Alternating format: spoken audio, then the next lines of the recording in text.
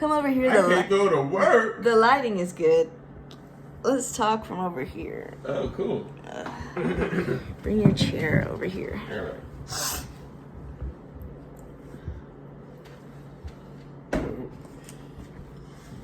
Oh.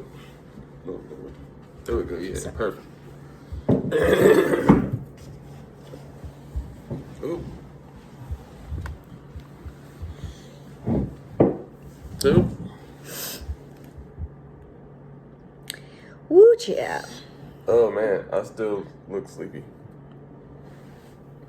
Put some water on your face. We're keeping that in there. Yes. Yeah. This is our vlog for Friday morning. I'm off on Fridays, so that's like a big blessing now. So that's helps with my overall day. Friday is like a good day to catch up now, which I love the most. So, yeah. For those of you who really know me, know that I am a highly emotional person.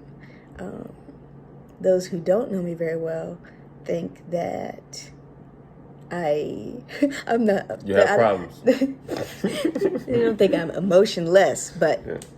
are not aware of the levels of emotion that I have and express. And I will say I've been a lot better expressing my emotions and not being afraid to cry and show those emotions to other people as a result of being in a relationship with this guy. That's my brother on the refrigerator, by the way. Yes, he's with us as well. All his stuff. But I'm just toe up today, and for a number of reasons, some of which I can articulate, some that I cannot. I feel like today is a really special day because a year ago today, at this around this time exactly, Yeah. I went into the hospital at 34 weeks, and So now our lives change, really. yeah. This is when it got real for. I know, I'm probably gonna be taking it, here and there. But yeah, around this time, we were having a conversation, this morning, just talking about our day and just, she had to work a little bit this morning, and just kind of reminiscing and we just talking, seeing stuff on Instagram, Twitter, like we usually do, and funny videos and concerning videos and issues that's going on in America. We like to just conversate and talk. In Lynchburg specifically. In Lynchburg, Pacific. You know what I'm talking about. Specifically, Lord. Specifically. If you know what we're talking about. And, and it didn't dawn on us that around this time last year, we were in the hospital.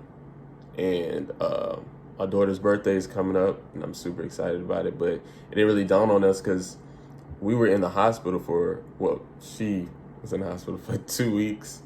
Before It's 14 Savannah was born. days. 14 and days, 15, man. no, 14 nights. 14 nights. And 15 days. And the day we left was funny.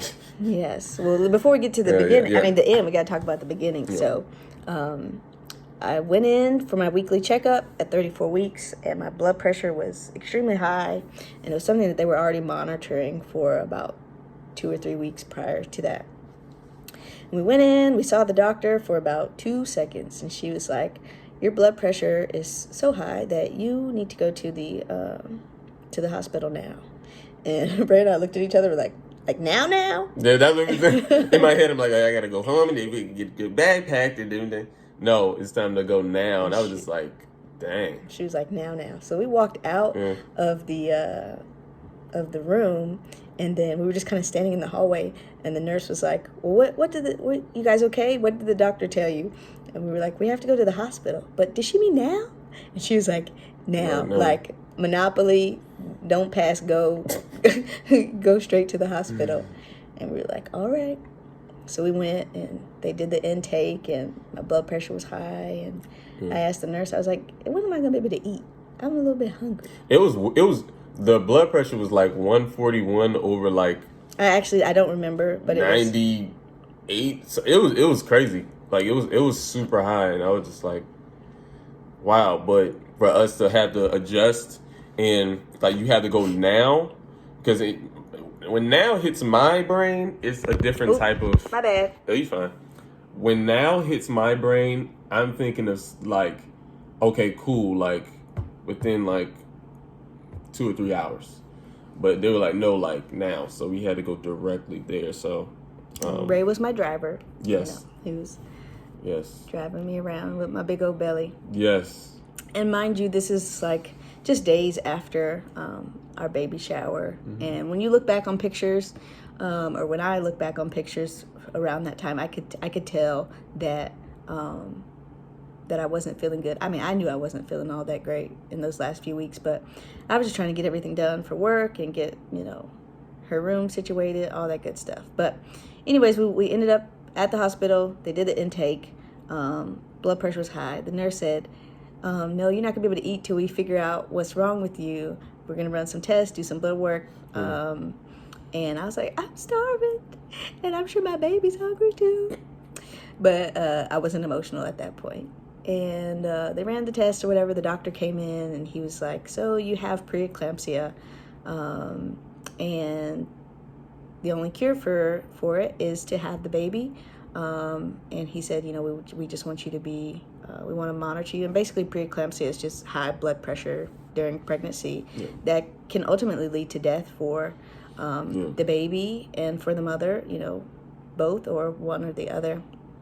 And so it's something that they take really seriously and want to make sure that both mother and baby are well taken care of. So ultimately they said, you'll be with us, over the weekend, hope to release you, at some point during the weekend.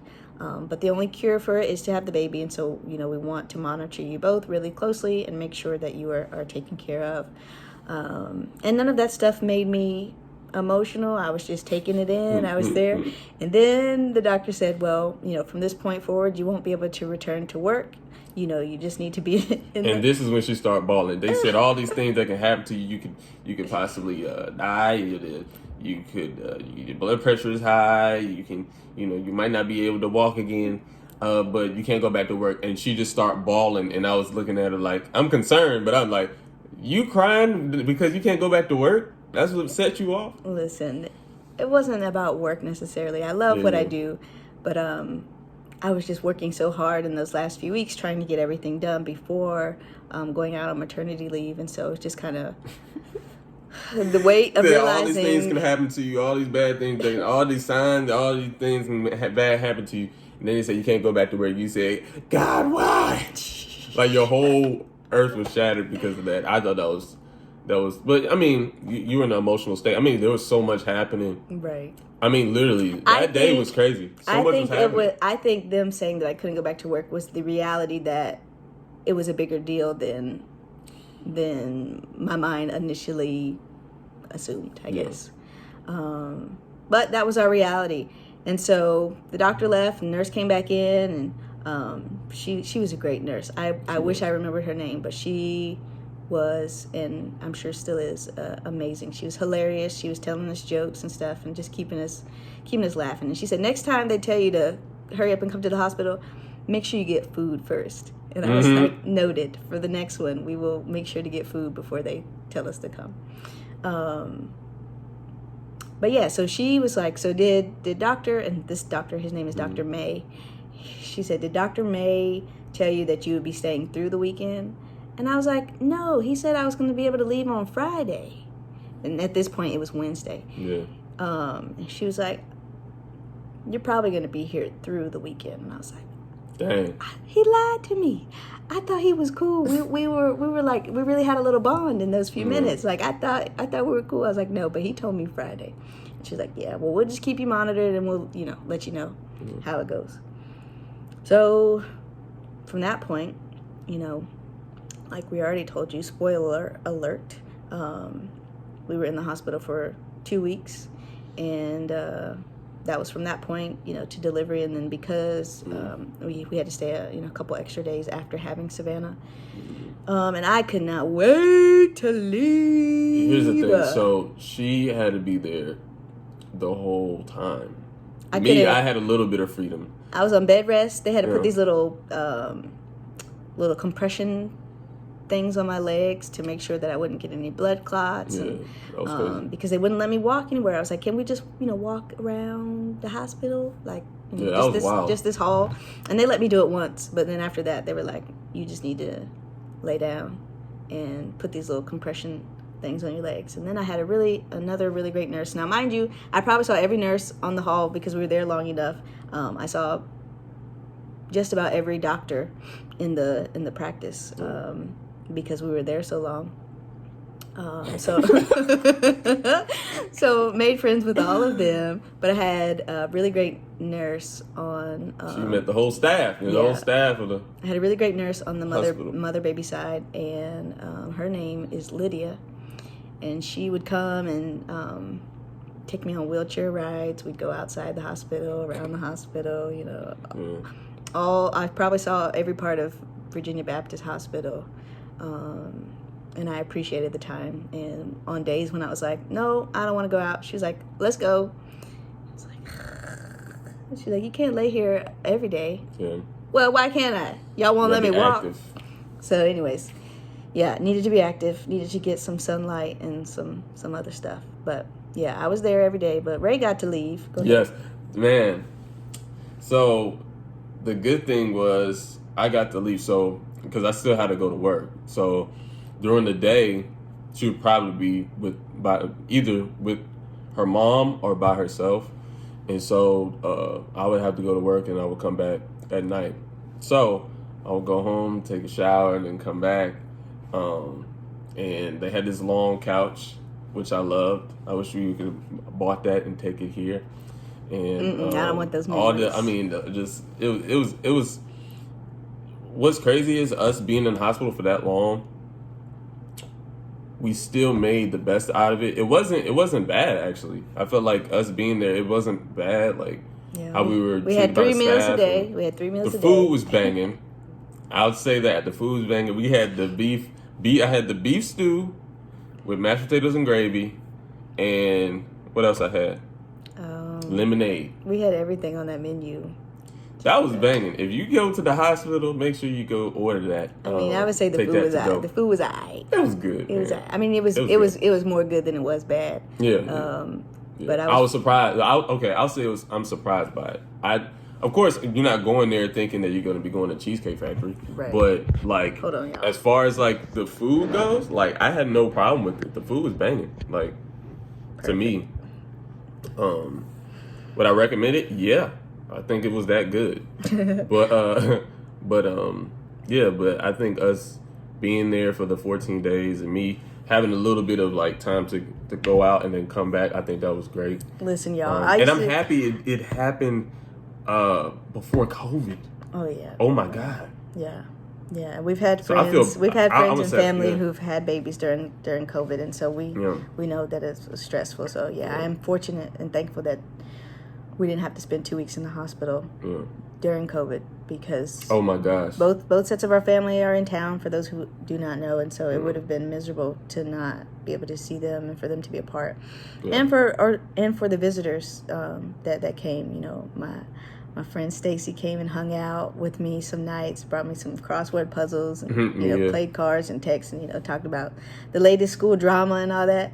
And I mean, so many family members and close friends in the area. I'm not going to name you all, but you know who you are, and I love you, and I appreciate you for taking that time to be committed to both of us during that time, whether it was bringing us food or just sitting and talking and text messages, all of it. Phone calls. All of it. We're super fortunate to have all of the support that we have. So many people love us, and we love you right back, and appreciate all of that love and support. Yeah.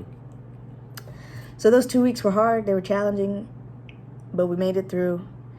And the nurses were like, everybody's fighting to get to mother baby room 26. That was our number. They're like, all the nurses want to be your nurse, and I'm like, why? I feel like I'm in a bad mood. But I guess my perception of my bad mood is different from what I actually presented to them. Thinks you present yourself well. You can be mad, but you present yourself well. I don't think I've never, all the years we've been married, I've never seen you go off on someone. It's not my personality.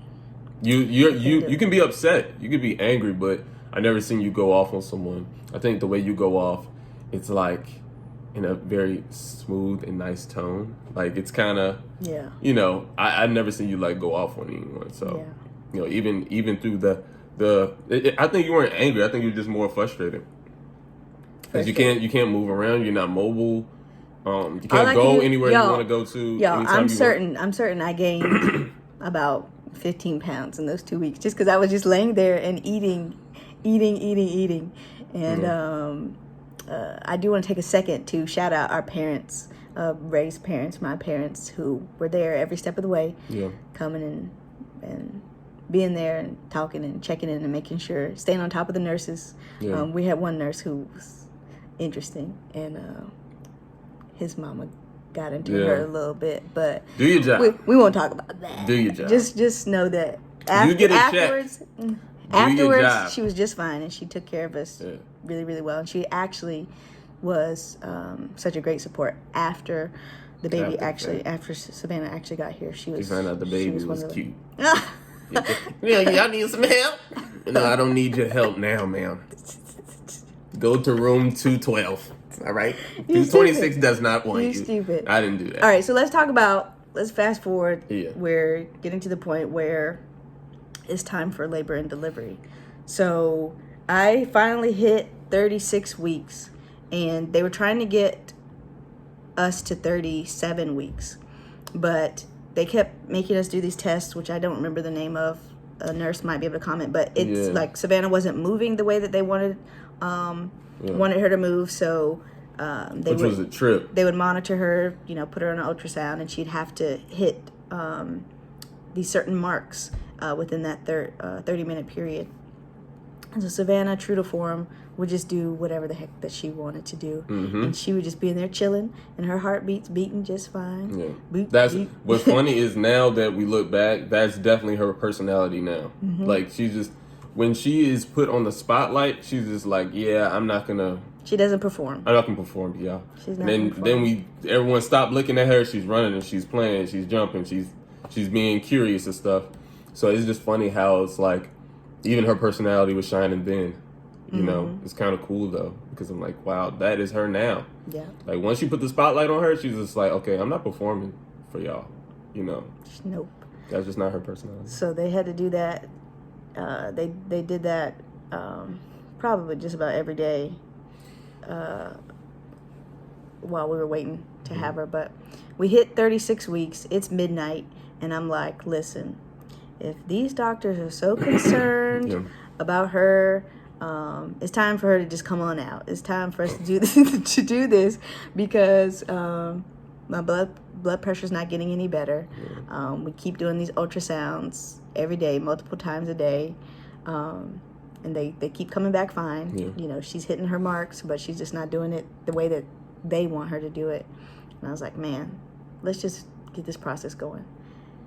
Mind you, I'm having this conversation with Ray. Minutes later, a doctor walks in. It's after midnight, so it took my brain a second to catch up. I'm like, there's a doctor walking in after midnight. You're not really seeing a doctor. It's only the nurses coming in to check the vitals and all that. I was like, there's a doctor walking in. Is he about to say what I think he's going to say? And so he looked at us and he's like, all right, so things aren't getting any better. They're not getting any worse, but they're not getting any better. And we think it's time. It's time for Savannah to come. It's time for us to start making moves. And I was so excited, y'all. I was just ready. I was ready. So, he explained, the next steps. We were going to go from mother baby side of the hospital to labor and delivery, that they were preparing the room, and we were going to get the process started. So he left. I hopped up. I took a shower. I said, I want to be ready. I want to be ready for what's about to happen. So I took a shower. Mind you, we'd been in the hospital for days at this point. So we had accumulated, a bunch of stuff. So we were straightening up the room, packing up, or Ray, rather, was straightening up the room, packing up our stuff, and getting ready to get us moved over to the labor and delivery side of the hospital. So which is better, actually. Yeah. Had way more room and space. So I told you that was after midnight. So hopped up, took a shower. They didn't move us over till and I was ready. Like, we changed my clothes. We were ready. We were waiting. We didn't go over there till it was like close to 4. 3, 4 in the morning. It was like somewhere between 3 and 4 a.m. Yeah. I want to say it was close to the 4 a.m. side, because I was just like, I can't believe. Man. All I know was we were tired. They got my hopes up. And the nurse came in probably around 1:30, and she was like, it's going to be longer, than you anticipate. So you guys can get some rest. When they said longer, I'm thinking like another hour. It was 4 more hours. Yeah, it was a good one. Yeah, but like I said, I think all the nurses was treated as great, though. They were great. They were great. They were great. They were superb. So they moved us over. Like I said, about 4 o'clock, we went over to the labor and delivery side, and they induced me and got the labor part going. And do we want to go into those details, or we can wait? You want to pick the labor part? Yeah. Okay, so before that, no, I'm asking before. Oh, you got something else to say? I'm saying, do we want to cut it here, do a part 2 for the labor and delivery side? Yeah, let's do a part 2. You want to do a part 2, or just do it all at once? Let's do it's 21 minutes. Mm-hmm. Let's just keep it going. All right, go ahead. Keep it going. All right. If you watch this far, you might as well just stay anyway. Stay for the whole story. So we go to the it's the labor room. Mm-hmm. Yeah. So we go there, and I think now it's we got our sleep in. Of course, they come in the middle of the night to check up on her. Well, let's clarify. He got his sleep. I guess he went to sleep because I was with the nurse, and she was doing whatever she was doing to make sure I was good. Yeah, I was knocked out. I was so tired. But because usually the nurses come in the room to do a check on Lidra. I think they do it 3 times or 4 times out of the day. And so I slept through all that, so I don't remember that. But so now it's the morning time. I'm just checking up on her. You need anything? And then I remember I went to Rivermont Pizza, and this is when the family was there. And I think this is when it started getting real, because it's okay, yeah. So to put this in context, yeah, they started the induction process, I guess, about 5 or 6 a.m. Yeah. And this is now that night. So my brother had a football game that night. I think so. We were watching. Yeah, he had a football game. Yeah. We were watching the game. Laptop. Yep, we were watching the game on the laptop, and then Rivermont Pizza. Went to Rivermont Pizza, got the food. First of all, that was a longer wait. I don't know why it was long, but got the food. And I mean, she was destroying it. I mean, she murdered the food. She murdered it. But I think this is when a nurse came in, and I think it's kind of fog for me, because I don't remember all the details, but I do remember that it was probably that night, and it just seemed like things weren't getting better and things weren't getting worse, which is good, but it was just kind of I think everybody started kind of getting a little tired. It's time. I think it's time for Savannah to come, because I mean, they were doing all type of tests and just checking up on Lidra. I mean, everything. But it still was kind of we don't see how this is, helping. It's not hurting, but it's not helping, because it was not Ambien. It was something that they were giving you. Oh, that's something else. That's before we went to labor and delivery. No, it wasn't Ambien. It was something. But they did give me an Ambien, That was when we were in the mother baby side, when we were waiting. Yeah. This is But no, this it is was days, something this that is was days before then. But that made me. there was something they were giving you in the labor room to take. Oh yes, that's when they were giving me the medicine to induce. Yeah. And it wasn't doing anything. Like, it wasn't making her start contractions. That's right. Is that right? Yeah. Okay, I don't know a lot of this stuff. I'm just the daddy. Just tell what you know. Tell your Okay, side. so they start doing that, and it seemed like it wasn't doing anything. It wasn't making her body react. And so fast forward to the doctor coming in and saying, hey, so we want you guys to talk to your family, talk to yourselves, because I think it's time to have this baby come out, but it's up to you guys, because I think we hit this 36 weeks, and it was just kind of like, Leisha was like, it's go time, and I'm just like, I'm ready, and I think it got real, because they were just like, them setting everything up, and I was just like, whoa, and so they gave us the outfit to get ready for the labor. They already was taking her out to prepare her, and so like 20 minutes later, they were just like, hey, your wife is ready to go. You can come on down. And so the family, I think they stayed in the room, or they went to the lobby area, and I went in, and it was like 15 doctors. I'm like, whoa, this looked like an alien operation. I was like, what's happening? I was like, my wife is in the middle of the room. You got 15 doctors. I'm like, what is this? So what he's saying, it's crazy. So the induction process was a failed induction process, like he said. The doctor said, as much medicine as we gave you, it was a lot. Another woman's body would have reacted, and labor and all that would have started. And I was having contractions and all that, but probably not as heavy as it wasn't enough to initiate. And you were sitting on the bed just eating pretzels, chilling. A natural birth. Yes, I was. And so, our next option for the health and safety of both Savannah and I was to have a C-section. So, yes, Ray had to put on. Ray had to put on the whole alien outfit. Invasion thing. He had to put on the whole outfit, and then they called him back to the C-section, to the room. So it was 15 doctors. And all those people, it's the anesthesiologist, it's the nurses, it's the doctor. Everybody got masks on. This is before COVID. The OBGYN. Mask on, and they had the clothes on. And I'm just like, what did I just walk into?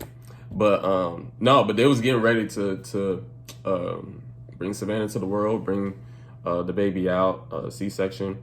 And that was like, I don't know. I think when I got in the room, I think I kind of got into like daddy mode. So a lot of that stuff didn't really like frighten me or scare me, or, seeing my wife cut pretty much open. And so a lot of that stuff kind of like went out the window, because I'm like, okay, I'm about to have a daughter. It's time for me to man up, not fear anything. And that's when you was laid out. And you were just like, what's happening? Yeah, so they numb your whole body, bottom half, and then they strap you on a table. You got your arms out like this, but they're strapped down on a table, so you can't move. But what are they doing to my wife? And Ray came in, and he was a total trooper. It was like when we were in the labor and delivery room, and he was having to put on all the surgical gowns and whatnot. Yeah. He was like looking really nervous. And then when he came in the room for the actual C-section, he looked like a whole new person. It was like he would like he said, he turned it on. Daddy mode came on, and he was like a whole new person. And I saw it, and like the confidence and in how he looked helped me feel comfortable with all that was going on. Yeah. So, that's when you was laid out, and you were just like, my husband's here, but baby, I can't feel my legs. That wasn't it. I can't feel my legs. Wait. So they pulled Savannah out. They sliced me open. They pulled her out, and she cried for the first time. And that was like, I just felt like a huge sigh of relief. But you're skipping some parts. Hold on, wait. That was afterwards. You're telling too. No, I'm talking about the beginning before you had Savannah. You said I can't feel my legs. I'm about to pass out. No, that was afterwards. See, that was not afterwards. It was. I'm gonna tell you. So this is what happened. So they took her out. She was crying. I felt relieved. I was excited. He was excited. No, because wait. You was hugging me and crying, and we were crying together. No, it was. I can't feel my legs. I'm about to pass out, and I said, "No, you can't, baby. We're almost there. We're almost there. Remember? See. Just say I was right. Just say I was right. But it wasn't my legs. I already couldn't feel my legs. I wasn't that. I said I feel like I'm gonna pass out. Yes. That wasn't when they were closing me back up. No. That was Savannah hasn't even came yet.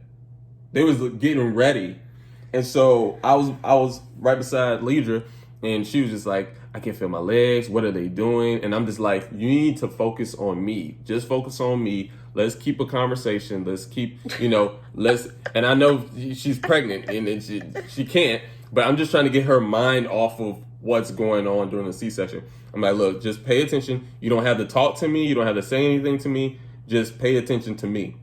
And that's when she was like, I'm about to pass it. I'm about to faint. I'm about to pass. I said, first of all, you already laid out, so I don't think that helps any. But I was like, please don't, please. So whether this happened before she came or after, which he thinks it was before, and that's fine. No, it was after because remember we both. You just said it was before she came. No. I said that not happening was after. When you cried. I'm talking about when I said I was going to pass out. That was before she came out. That's what you're saying? Yes. Okay. So that was an actual real feeling. Like, I really felt like... And I can tell because your eyes did this. I said... But it wasn't because... No, you're not. It wasn't like out of fear or anything. Like, I don't know. It was just a feeling that I felt. Like, I just... Things are happening. The room is spinning. Yeah. I'm about to pass. I said, you better not. You need to live to see this moment. Well, I didn't pass out. No, you didn't. And she came. She cried. It made me happy. Yeah. And then... when they took her out... us to her. Go ahead. Okay, so the C-section happened, and they pull Savannah out. I'm like in disbelief because I'm like, whoa, this is mine. This is sent from above. I was like, wow, this is crazy. Like, and I got to see my wife open, and what's crazy that I was kind of numb to it. It didn't really freak me out. And so they just handed it off to me. They weighed her, handed it off to me, and I'm like, whoa, this got really real. Like, she can't go back. So like, Savannah is now in my hand. I'm like, wow, and she's like so cute, so small. And then they told me to bring her to Leidra, and they was saying, you can take photos, but not at a certain angle, whatever. And they're trying to give me instructions. I'm emotional. She's emotional. We're crying. We're happy. We're excited. So much is happening. I'm still strapped to the table like this. She's still strapped to the table, and we're taking pictures, and she's strapped to the table. Look like this. I had on glasses too, by the way. I did have on glasses. Why didn't I have on my contacts to that? Anyways, I had on glasses, and so the picture, which you'll never see, I was looking crazy. You were. They said smile, and I'm like, this just happened to me. How am I supposed to smile? Like, it's been 2 weeks of craziness. I'm in this surgical operation room, and they said smile, and I am excited, but literally, if I felt like I was going to pass out. You look wore out, though. Whew, it was tired. Your eyes. This is what I look like.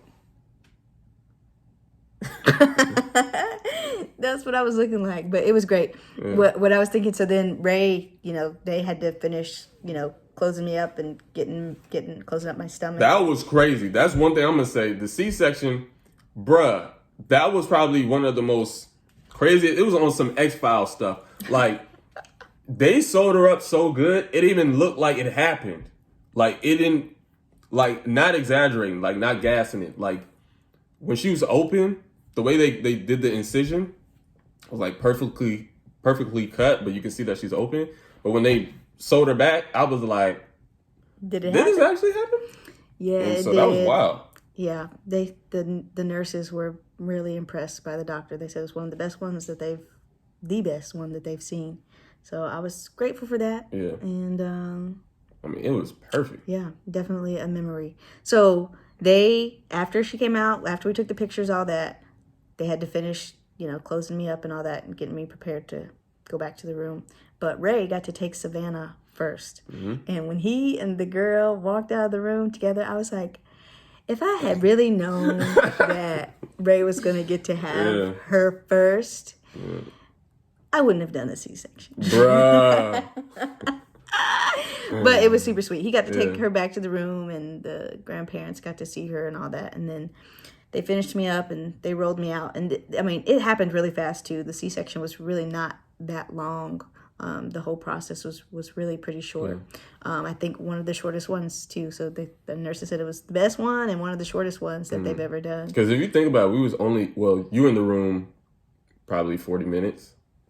Maybe, maybe I don't know. We weren't in there that long, bro. Like we was in there for like. Those details are a little hazy for me, like the actual numbers and all that. But I will say, if I was only, I felt like I was only in there for 20 minutes. So if I was in there for 20 minutes, you were probably in there for 40. So under an hour, all this stuff happened. So that was wild. Yep. And it was a safe delivery. She was sewn back up. Like it was perfect. It was flawless.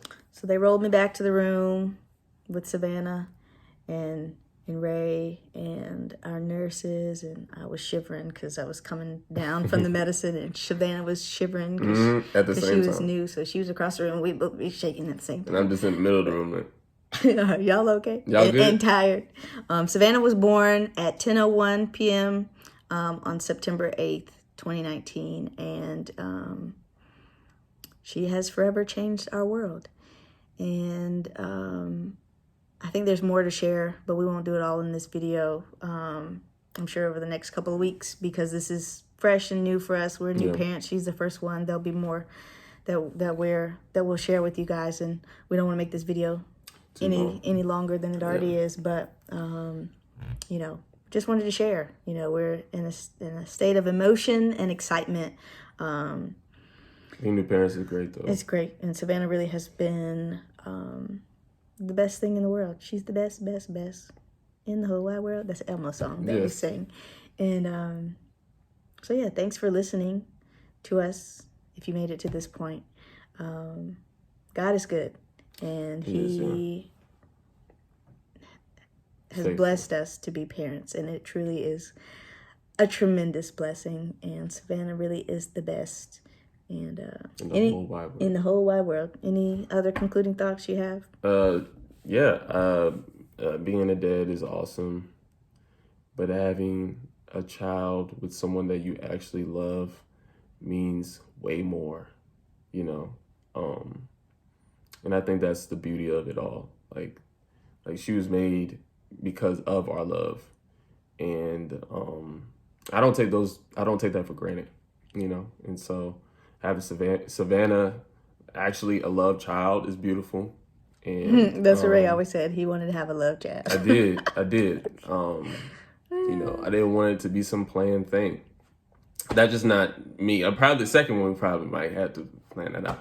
But but I wanted it to be organic. I wanted it to be I wanted her to come here because we love each other, and I think don't take too much. I ain't gonna say too much. I'm not gonna say anything crazy, but I'm just saying I wanted it to not be planned. I mean, that's kind of like how I like to live my life majority of the time. Is things to be organic. He's a man on the if it happens, it happens. Who lives on the edge. Yeah. So but I love Savannah. She's like the perfect personality, just how she is, and. She's hilarious. She's funny. After quarantine, all of you who are watching will be able to meet her. Yes, I know. Until that point. Because I was making a joke the other week saying that, the people, they're going to be seeing Savannah for the first time at 2 years old. And they have never seen her before, never met her. They're going to see this girl. She's going to be walking now. She's going to be going to elementary school. She got a backpack. And so it sucks because of COVID, but... we just want to let everyone know she's doing great. She's, I'm pretty sure you guys that are close to us see the pictures and videos, and so it's great being a parent, and I'm happy that you had a safe delivery, even what happens in America, right? With Black mortality, black women.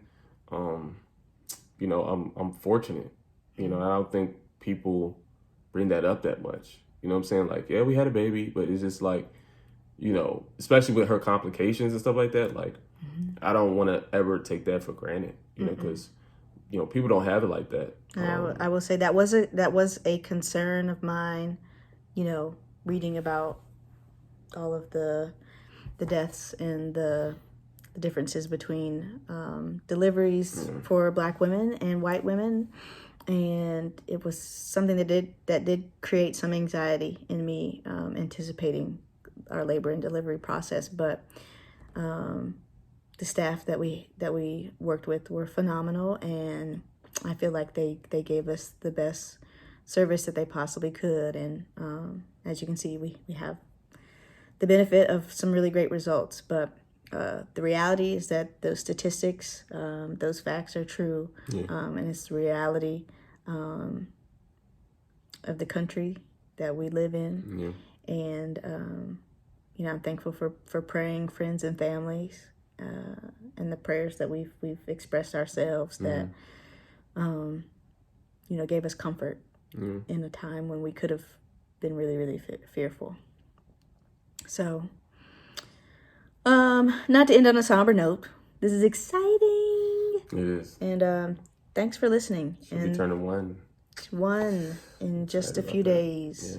And we have a virtual party planned, so stay tuned for that, because we'd love for you to see our little blessing turn one. Yeah. All right. Well, signing off. Peace. Bye.